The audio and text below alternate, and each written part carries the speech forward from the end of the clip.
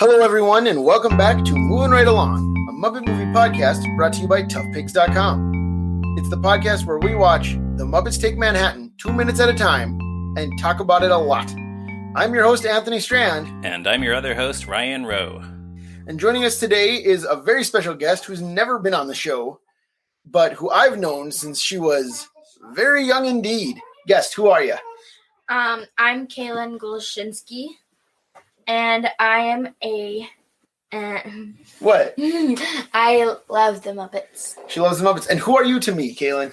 I am Anthony's niece. That's right. She's my niece. That's correct. You don't have to be Anthony's niece to be on the show. You just have to love the Muppets. That's right. And am I correct in thinking that Kaylin now shatters the record for youngest guest on this podcast? Yes, because the previous record holder was her brother Ethan, who's 2 years older. There you go. Who came on to talk about Great Muppet Caper. When he was 14. When he was 14. 13. Oh, okay. Yeah. So Good work today being younger. So today we are looking at minutes 15 and 16 of The Muppets Take Manhattan. In these minutes, Kermit snaps at the gang for bickering like a bunch of grumps, and then Rizzo tells a sob story. So, first of all, I want to start, before we even get into the dialogue, we start with 11 Muppets walking down the street in the streets of Manhattan. Wow, is it 11? Yeah, it's 11 Muppets. It's Kermit, Piggy, Fozzie, Gonzo, Rolf, Scooter, and the 5 members of the Electric Mayhem. Yeah, wow. And Camilla, actually. Is Camilla I was there? going to say, did you count Camilla? Yeah, she's there somewhere, I believe. Yeah, so it's 12. Let's check 12. the tape. You know, she must be there, though. No, I don't see her. Yeah. I counted 11 when I looked at the shot earlier. Yeah, I think that's right. But so, like, I'm wondering, how many puppeteers did it take to play those 11 characters? And where are they all located? Because, like, we're on an actual street. They're not under platforms. Right. This isn't the set of the Muppet Show. No, and in fact, I was clicking around on Google Maps, and that blog post from the Bowery Boys with the locations, the shooting locations of this movie. This is on Varick Street in Manhattan, just past Houston. So yeah, this is a very real New York City street corner. I guess, I mean, for stuff like this, they're usually on dollies, right? Yeah, I guess so. But how many, is it every puppeteer on a dolly? Are they all on one giant dolly? Right. Are they all just like laying down with like arms all over, like heads on each other's chests and stuff? Right. Because they do move and the camera is moving with them for a significant amount of time. So, right. Yeah, they are moving forward.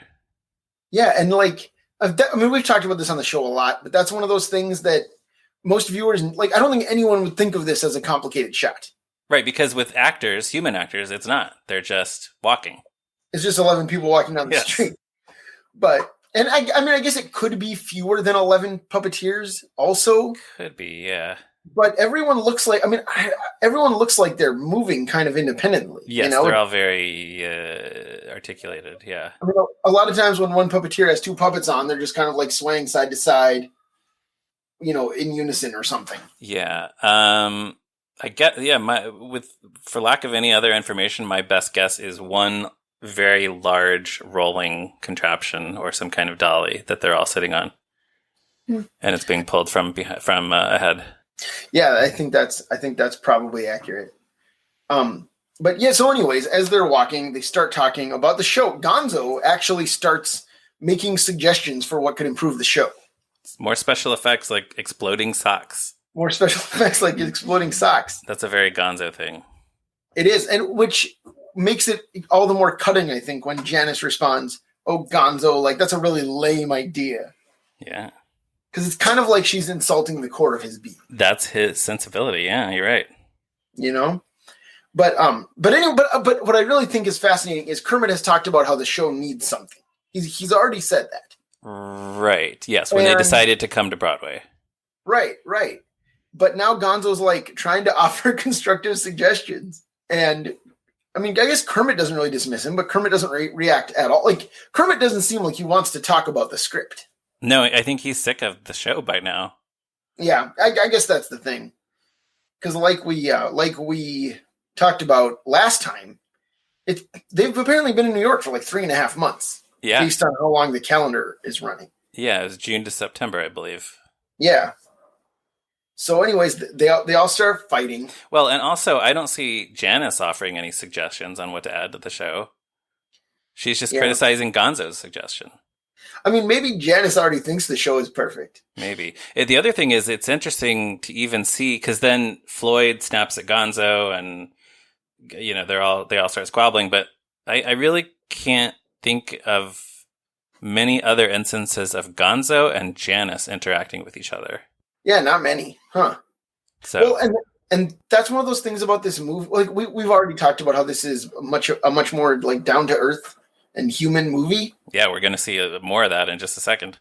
But you're right. But they seem more like a group of just real life friends in this one. Right. Like they're not wacky characters putting on a show as much. They're real people trying to make it in show business. Right, exactly. So it's not like on the Muppet Show, why would Gonzo, who has an act, and Janice, who is in some other acts, like what would they have to talk about? Really? Yeah, they would just like pass each other backstage. Right. Yeah.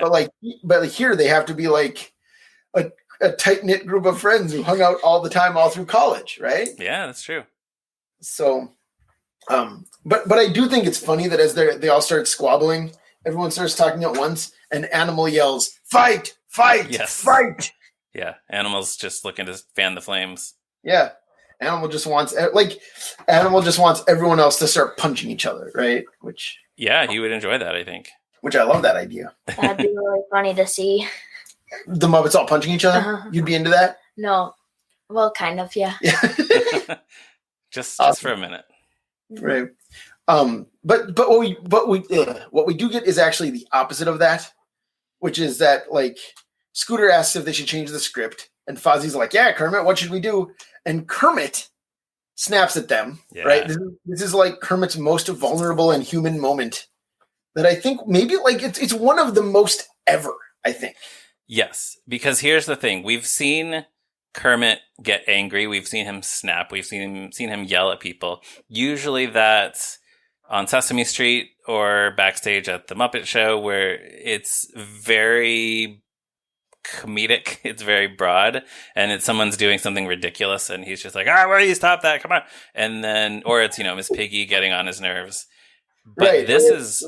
Yeah, he just wants his Kermit the Frog T-shirt. Yes, exactly. That's a perfect example. He doesn't want Kermit the Gorf, Kermit the Groff, or Kermit the Forg T-shirt. He wants a Kermit the Frog T-shirt. But this is much more real. This is, he says, "I don't know. How should I know? Why are you asking me anyway? Can't you take care of yourselves? We failed, okay? We tried and we failed." So, yeah, this I think is that thing that Frank Oz wanted to do with this movie, where it's the characters are more real, everything is more grounded, and yeah, Kermit is getting mad like a real person, not getting mad like a comedy straight man. Right? Yeah, it's not a joke at all here. Yeah. And actually, I feel like this speech kind of inspired Kermit's entire attitude in the 2011 movie The Muppet. Yeah, well, doesn't he have a similar? I think he has. Doesn't he say something like "we tried and we failed" in that one too, toward the end of the marathon, the telethon? Yeah, at the end of the telethon, but also like at the beginning of the movie, he sings "Pictures in My Head," right? Which is like this speech in a song almost. It's like, have all these lines like "There's more I could have said." Right. It's like right. That actually, that does sort of feel like something that song could come right after this scene. Because it's also the question he asks here of like, why does it have to be me? Which I don't think has really come up before. He's always just the leader of the Muppets, and that's just something that he does. That's what he takes on. But he's sort of questioning like, why does this burden all have to be on me? And we haven't really seen that before. Right. A little bit in the Muppet movie when he goes out to talk to himself in the desert. That's true. Yeah. I never promised anyone anything, all that stuff. Yes, that's true. You're right. But it's not as harsh. And of course, in that one, like the other friends all just sit around a campfire and Gonzo sings a song. Right. They're just, they're sad, but they're making the best of it. But in this, they're all like, "Kermit, come on. Why don't you make all our decisions for us?" Right. In this one, they all move to, Wisconsin and Cleveland. Yes, a little bit of an overreaction, perhaps. Yeah. But anyway, so what happens next? Kermit actually tries to turn the situation around, right? He's just kind of like, how much money do we have left? Like he starts thinking practically. Yeah. And they like if they've been staying in those bus lockers for 3 months or more, they must have started out with like quite a nest egg, right? I guess so. Good point. I mean, I guess then Kermit says we have to eat, and Gonzo says, why start now? Which, do we actually think that the Muppets have not eaten anything for 3.5 months? I bet they ate just like a little bit, like one meal per day, but like a crumb per day. They ate 1 crumb per day, like the mouse and How the Grinch Stole Christmas. Maybe they were just buying things out of the vending machines at Port Authority bus station and sharing them. Yeah, that would make sense. In which case, yeah, they just have a ton of quarters, I think, is what we're deducing here. We should find out how much it cost, assuming there actually were lockers at Port Authority in 1984, how much it cost to stay per night, or to rent a locker per night or per day. Do you want to stop recording, or do you want to look it up and pretend like we looked it up? No, I want to retroactively have already looked it up and done that when we talked when we talked about the first bus locker scene, which is in the past for the listeners. Oh yeah, which we haven't recorded yet. Which is the future for us. Well, let's just pretend that we already looked it up. Of course we did. Let's just skip this. We'll just, as we already discussed, it cost such and such amount. Exactly. Okay. But anyways, Kermit says they have to eat, and Gonzo says, why start now? Which is like, that's a good example of how low key this movie is. Because that's like, it's like almost a joke. Like it's not Gonzo being wacky, Yeah. It's not even, I mean, it's not like, if we go back to the Great Muppet Caper, most of Gonzo's dialogue in that movie is about like how he's hoping to get injured. Right. It's great when it works. And like, how far do you think you can plummet before you black out? Right. Like, whereas in this one, he's just like, we don't eat. I don't know. Yeah, you're right.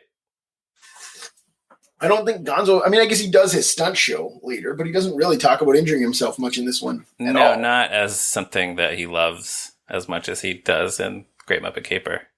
Yeah. I think we do see this sort of like dry, sardonic Gonzo every once in a while, and I always do kind of like that.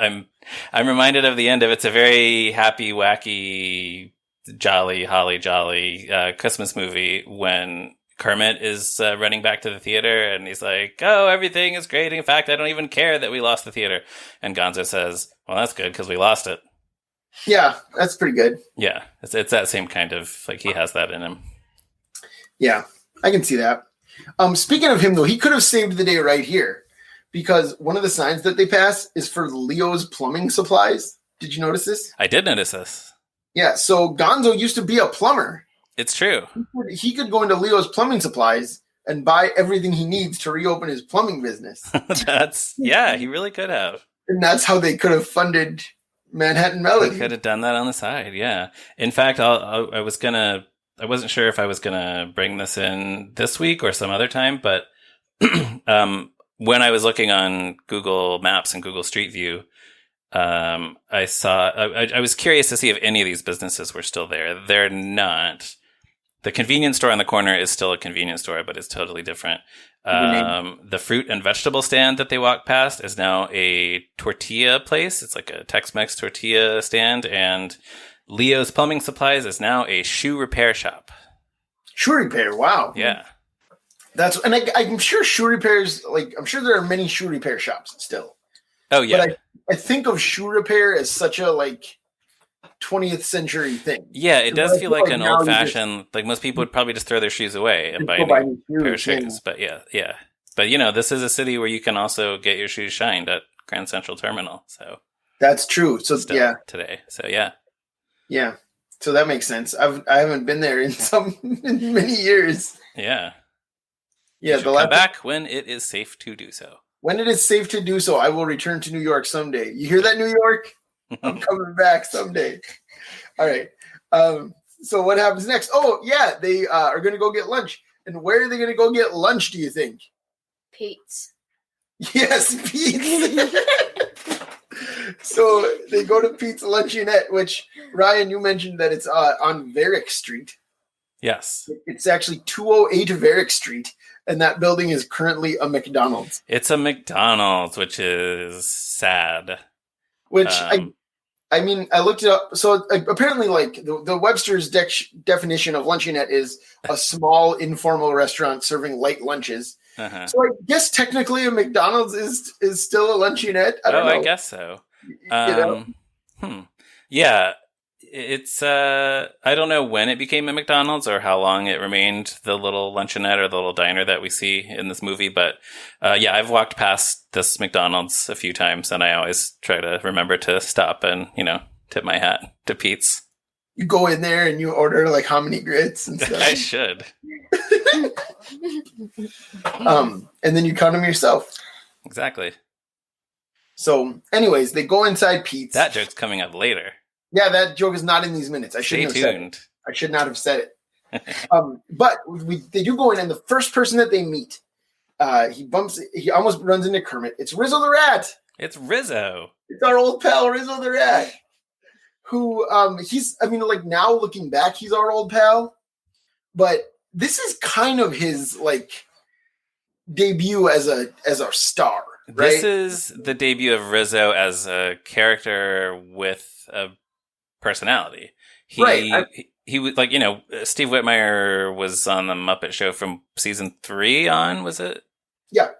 And then, so this rat, he played this rat puppet that they started calling Rizzo, but he didn't really, like, he was just a rat who happened to be named Rizzo. And then, he's addressed by name briefly on screen in The Great Muppet Caper, but this is really the first time that they sort of decided, okay, here's who Rizzo actually is. Right. I will say the Joan Baez episode, he is like recognizably Rizzo in that one. Okay. There's like this whole thing involving a refrigerator backstage, and like Rizzo was like messing with Beauregard's head. Okay, I'm not really familiar with that one, I guess. Sure, season 5. Right. And so it's like that's the one where it's like you can tell Steve Whitmire is thinking about who this guy is at least. Okay, yeah. I'm not even sure if they had call him by name in that. Maybe they don't. But like it looks like Rizzo with Steve Whitmire doing that same voice. He's like playing tricks, But yeah, this is where, and it's funny because his first line here is "Make way, coming through," and he would go on to be like one of the big stars of the Muppets for like 25 years. Right, especially in the 90s. Especially in the 90s. And so it's like he's saying "Make way, coming through." It's his first line. Like here I'm arrived on the scene. Here I am, yeah, which much like Don Cheadle in Iron Man 2, right? Where his first line, when Rhodey is no longer Terrence Howard, it's Don Cheadle. His first line is, "It's me, I'm here, deal with it." Yeah. To Tony, right? Yeah. It's the same. It's Rizzo announcing that the newest star, the savior of the Muppets in the 90s with Gonzo is here. He's here to stay, right? Yeah, I guess so. So you had something you wanted to say about Rizzo, right, Kayla? Mm-hmm. What was it? I love how he's just like really, how he gets like really mad at them for almost running into him, but like he's a rat, and you're probably gonna run into a rat, and like because they're so tiny that you're gonna hit them. That's true. Even with Muppet proportions, he's still pretty small. He's very small. He's easy to miss him. Yeah, and especially now when Pepe's not around yet. Like later, they would do this thing where Pepe and Rizzo are kind of like the tiny jokesters or something, right? Yeah. In like Letters to Santa. Right, because they're the same size and their puppets work with the same mechanism, I believe. Right. But here there's no Pepe yet, so it's just like Rizzo. But so anyways, he says "Make way, coming through," and then Floyd says, "I'm glad we ain't got no money. Now we ain't got no appetite." Yeah, I want to mention that's a good joke. I want to mention. I think I said in a previous episode that I did have this movie on VHS growing up, but I also had the read-along record.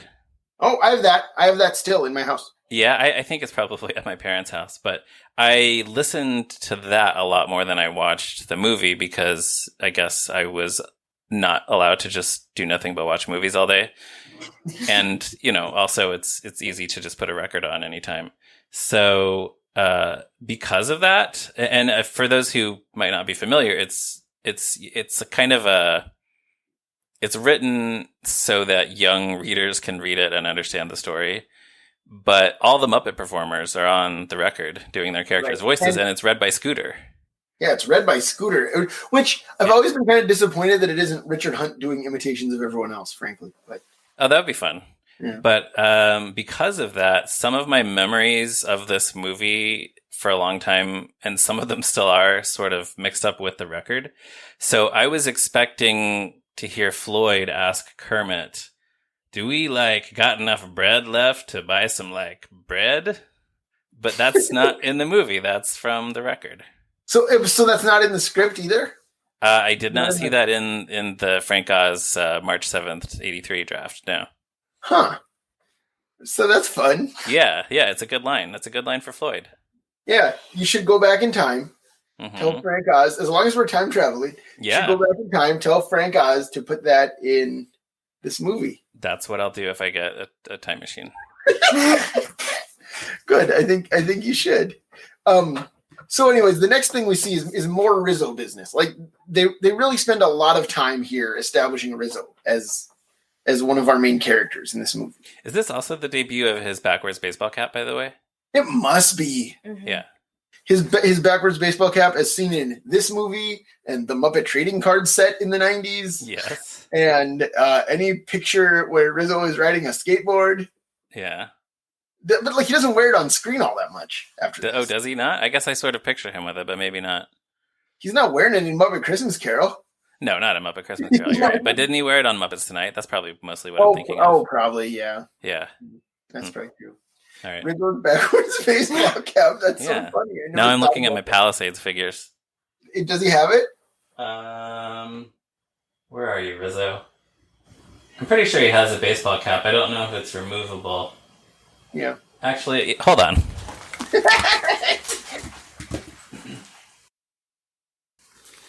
Yes, here's Rizzo. The Palisades Rizzo figure does come with a baseball cap, and it is definitely designed to be worn backwards. Does it fit on his head forward? Can you turn it around over his eyes or not? It doesn't stay on forward? No. If the microphone picked up that clattering sound, that was Rizzo's hat falling off. Awesome. In our chess set, his hat is on backwards. Oh, for all the pawns is Rizzo, and he has pizza box and his hat on backwards. Oh yeah, because you guys have the Muppet chess set. Yes, that's true. Which we got the. I should give a shout out to our friend David Bukema, who gave me the Muppet chess set, and we had a chess set, and these guys didn't. So we gave them the Muppet chess set. Oh, so all of the pawns are Rizzo? Yeah. And are they're different color Rizzos, or he's wearing different costumes? They just have different color base, right? It's just one side has a yellow base and the other side has a red base. And the hat is a different color too. And the hat's a different color. One's yellow, one's red. Yeah. Cool. Yeah, that chess set, and people can look it up on Muppet Wiki. It does get a little confusing because it remind me, one of the bishops is Fozzie and the other one is the Swedish chef or something. Yes.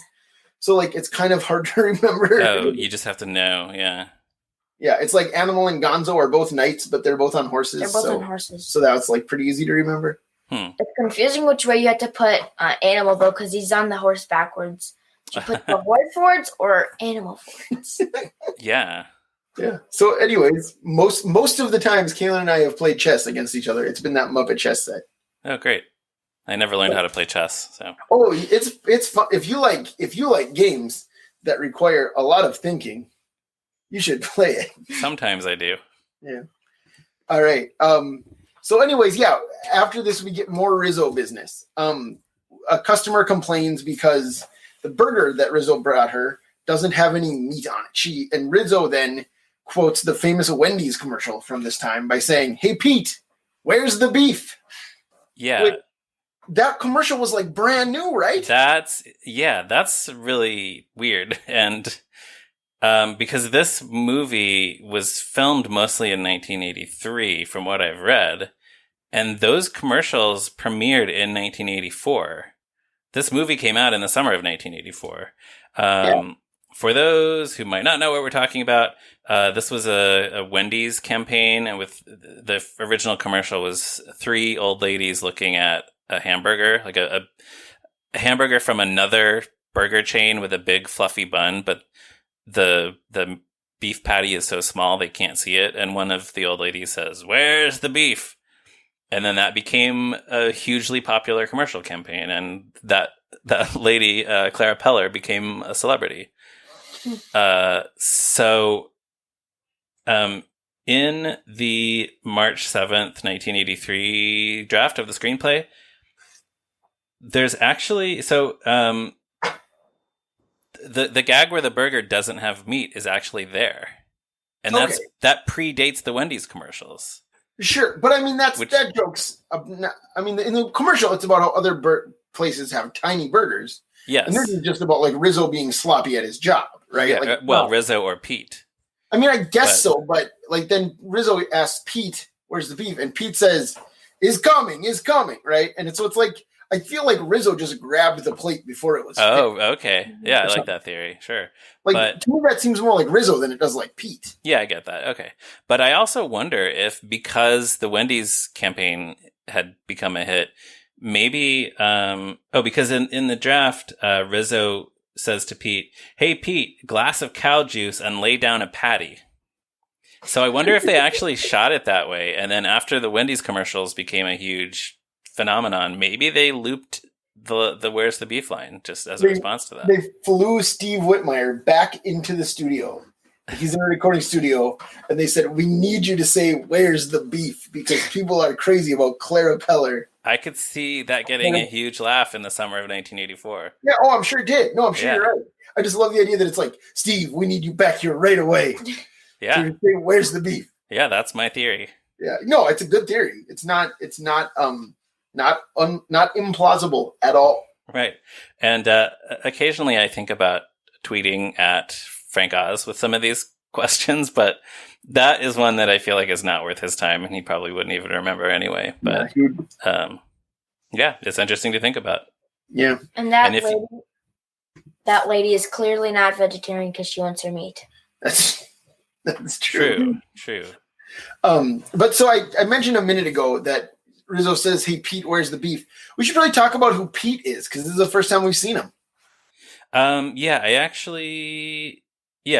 don't have any Louis Zorich info. I didn't know when we were going to talk about him, but do you? I just want to talk about brief. I mean, he worked for decades. He lived to be 93. Yeah.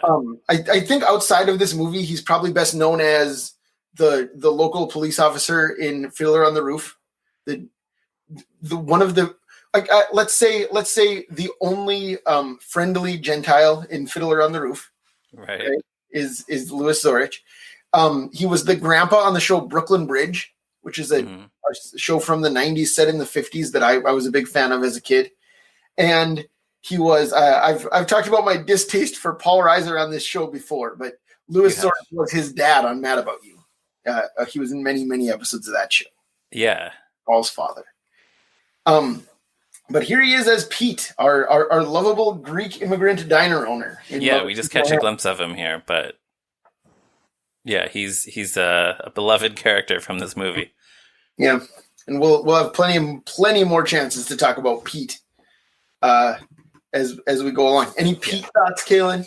No. Nothing. Okay. So, anyways, the Muppets all sit down, and Rizzo asks what they'll have. Floyd makes another joke. He says the number for the Board of Health. Yeah, that's a good joke. It's a great joke. And then Rizzo flips out. And this is kind of like our really big Rizzo moment here, right? Mm-hmm. Talks about how he's only gets paid in tips. He's supporting his family. He's supporting his mother. It isn't fair that they're making fun of him. He starts crying. And then Fozzie tries to comfort him, saying, "It's okay. We don't have any money either." Rizzo stops crying and says, "Sorry, not my table," and takes off. Yep. And like, I guess you and I have talked about this personally. I guess we haven't talked about it on the show before, but this is like the early Rizzo who's like a con man and a trickster, right? Like later on in the 90s, Rizzo is just like a nice guy who is just a glutton or something. Yeah, that definitely becomes more. Yeah, a more defining characteristic is that he's a guy who likes food. But yeah, you're right. He's less of a whatever this side of him that we're seeing, sort of sneaky, maybe. I don't know, maybe manipulative. It comes back every once in a while, I think. But no, you're right. He becomes more of a nice guy. Yeah. I guess this is sort of the same side of Rizzo that sells tickets to the rats in Muppet Treasure Island, convincing them that they're going on a cruise. Yeah, that's true. That's a good point. Which is one of the funniest things in that movie, I think. Yeah. It's very good. So anyways, that brings us down to the end of these actual minutes. Before we go, anything else that you want to talk about in these 2 minutes? Kaylin, I'll start with you. No, not really. I can't think of anything. Okay. Ryan, anything else on your list? We didn't talk about the actor who plays Rizzo's customer. Oh, yeah. I meant to look that up, and I didn't. So I did look her up. Her name is Alice Spivak or Spivak. I suspect she might be mostly like a New York theater actor. She has something like 38 or 39 credits on IMDb. One of them is an episode of The Americans from 2013. As I mentioned in a previous episode, I'm currently watching my way through The Americans, so I just saw her in an episode of that show recently. So, what? Did you recognize her? No, I didn't go, hey, that looks like Rizzo's customer at Pete's 30 years later. No, I didn't recognize her. That's too bad. Yeah. That's a shame. So anyways, so Kaylin, we like to ask our guests, do you remember the first time you saw Muppets Take Manhattan? Yes. Okay, when was it? With you. That's probably true. We were at your old house. We were at my old house. And if I remember right, when Roz and I got married, we had multiple copies of all the Muppet movies. I think we gave our duplicate of Muppets Take Manhattan to you guys, if I remember right. Yeah. Yeah. So where would you rank it among all the Muppet movies? It's one of my favorites because of when Piggy tackles the other guy, the mugger. When Piggy in the park. So you really do just want Muppets to violently attack people. Like that's like I never knew this side of you. This is news to me. So do you think you've watched this one more than any of the other ones? No, because it's nobody else in my family's favorite. Everybody else likes the the newest one. I can't think of the name. Muppets Most Wanted. Muppets Most Wanted. Yeah. Oh, okay. Yeah. Ethan's a Muppets Most Wanted fiend. Cool. Yeah. Awesome. All right. That's it for today. Listeners, check out toughpigs.com on the internet, Facebook, Twitter, anywhere you can find us. You can follow Ryan on Twitter at @MeRyanRowe. Kaylin, thank you for joining us once again. And listeners, if you're so inclined, give us a positive review on iTunes and tell all your friends to listen to the show. Join us again next week for another episode of Moving Right Along. Goodbye. Fight.